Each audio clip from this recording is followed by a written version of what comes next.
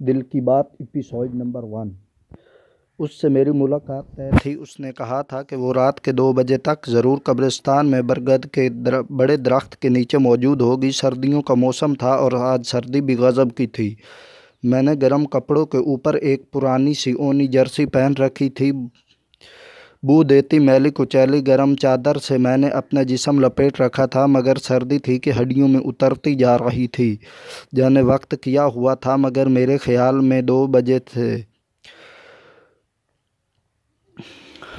2 بجے سے پہلے ہی وعدے کے مقام پر پہنچ چکا تھا۔ آہستہ آہستہ دھند بھی اترتی جا رہی تھی اور میں نے دیکھا کہ تھوڑی ہی دیر میں قبرستان اور اس سے ملحقہ علاقہ شدید دھند کی لپیٹ میں آ گیا۔ ہاتھ کو ہاتھ دکھائی نہیں دے رہا تھا۔ میں برگد کے تنے کے ساتھ ٹیک لگائے اس کے حسین تصور کو کھویا ہوا تھا۔ جانے کیسے وہ گھر سے نکلے گی، جانے وہ گھر سے نکلے گی یا کہیں اور سے آئے گی، جانے وہ اس شدید دھند میں پہنچ بھی پائے گی یا نہیں۔ یہ عشق بھی کیا ظالم چیز ہے جس نے آج مجھ جیسے بزدل کو رات کے اس وقت اس جگہ پر لا کھڑا کیا تھا، جس کا میں نے کبھی دن کے اجالے میں سوچا بھی نہیں تھا۔ آج جب میں گھر سے نکلا تو بہت ڈرا ہوا تھا۔ ایک عجیب سی بے چینی اور لاچارگی مجھے گھیرے ہوئے تھی۔ جب میں گاؤں میں سے قبرستان کی طرف جانے والی پگ ڈنڈی پر محو سفر تھا تو ایک عجیب ناقابل بیان سی کیفیت سے گزر رہا تھا۔ ہر دم مجھے یہ دھڑکا لگا پڑا تھا کہ ابھی قریبی فصلوں سے کوئی بلا نکلے گی اور مجھ پر حملہ آور ہو جائے گی۔ مگر زندگی میں پہلی بار مجھے اس عشق نامی جذبے کا تجربہ ہوا۔ شبوں سے ملنے کی خوشی نے مجھے ہر خوف سے بے نیاز کر دیا تھا۔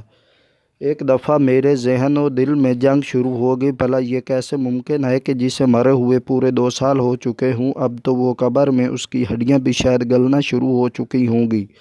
وہ کیسے مجھ سے مل سکتی ہے؟ یہ سب ناممکن ہے۔ مگر پچھلی رات جب وہ مجھ سے ملی تھی تو بالکل صحیح سلامت تھی۔ یہ سب میری نظر کا دھوکہ تو نہیں ہو سکتا؟ مگر تم نے اسے ہاتھ لگا کر تو نہیں دیکھا تھا نا؟ ہو سکتا ہے یہ تمہارے بھٹکے ہوئے ذہن کا کرشمہ ہو اور اس کا حقیقت سے دور کا بھی واسطہ نہ ہو۔ نہیں، وہ ضرور آئے گی۔ اس نے مجھ سے ملنے کا وعدہ کیا ہے تو ضرور مجھ سے ملے گی۔ بھلا پہلے کبھی اس نے مجھ سے وعدہ خلافی کی ہے جو آج کرے گی؟ وہ ضرور آئے گی۔ اور یہ حضرت عقل جسے کیا پتہ ہے کہ عشق کیا ہوتا ہے؟ عشق تو صدیوں کے مرے ہوئے مردوں کو بھی زندہ کر دیا کرتا ہے، اور شبوں کو تو مرے ہوئے ابھی 2 سال ہی ہوئے ہیں، اور پھر شبوں سے ملن کی آس سے ہی تو میری سانسوں کی ڈوری بندھی ہے۔ ٹھوس حقیقتوں کو مان کر چلنے والا بیچارہ عقل کیا جانے کہ دیوانگی کیا ہوتی ہے۔ کوئی اس سے یہ پوچھے بھلا معشوق اس دار فانی سے کوچ کر جائے اور عاشق زندہ رہے، یہ کیسے ممکن ہے؟ کوئی اس سے پوچھے کہ شمع نہ ہو اور پروانہ ہو، یہ کیسے ہو سکتا ہے؟ ان میں سے اگر ایک ہو اور دوسرا نہ ہو تو پھر دوسرے کا وجود کیسے ممکن ہے؟ مگر یہ باتیں اس عقل کے کھانے میں کہاں فٹ ہوتی؟ مگر میں بھی آج گھر میں قسم کھا کر نکلا تھا کہ میں اس سے ملنے بنا واپس لوٹ کر گھر نہیں جاؤں گا۔ میرا دل جو کہتا ہے وہ 100% سچ ہے۔ شبو زندہ ہے۔ اس نے کہا تھا کہ وہ میری سانسوں میں بسی ہوئی آکسیجن کی طرح ہے، اور میں اچھی طرح جانتا ہوں کہ میری سانسوں میں آکسیجن کی کوئی کمی نہیں، تو پھر شبو کیسے مر سکتی ہے؟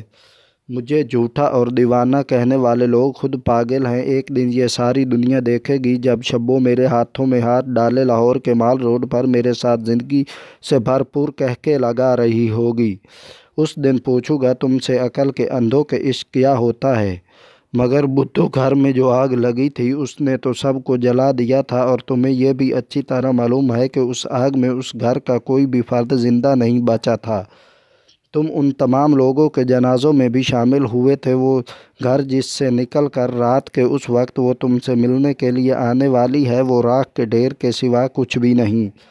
یہ وہی راکھ ہے جس پہ پچھلے 2 سالوں سے بیٹھے تم شبوں کے نام کی مالا جپتے رہتے ہو۔ باز آ جاؤ، یہ سب کچھ شراب کے سوا کچھ بھی نہیں۔ شبو مر چکی ہے اور یہ ایک حقیقت ہے، اور اس حقیقت کو ماننے کے سوا تمہارے پاس کوئی چارہ نہیں۔ بہتر ہے کہ تم لوٹ آؤ زندگی کی طرف اور کسی شہزادی کا ہاتھ تھام لو اور شبو کو بھول جاؤ۔ حقیقت کے گھوڑے، تمہیں پتہ ہے شبو نے کیا کہا تھا؟ کیا کہا تھا اس نے؟